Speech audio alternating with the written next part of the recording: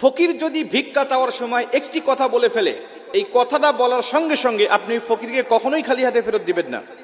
যদি তারা ভিক্ষা চাওয়ার সময় কথাটা কোনোভাবে বলে ফেলে, আপনি তাকে অবশ্যই কিছু দিবেন যদি আপনার সামর্থ্য থাকে। তাকে না দিয়ে আপনি কখনো বিরত থাকবেন না।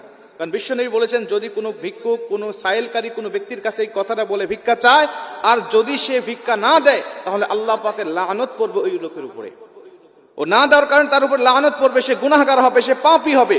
এজন্য এই বিষয়টা আমাকে জানতে হবে। কারণ আমরা রাস্তাঘাটে বের হলেই আমাদের পাশে, আশেপাশে, চতুর্দিকে কিন্তু ফকির মিসকিন সব সময় আমাদের পাশে আসে, আমাদের কাছে ডাকে এবং আমাদের কাছে চায়। আমাদের কাছে চাওয়ার সময় এই কথাটা অনেক ফকিররা আমাদের কাছে বলে ফেলে।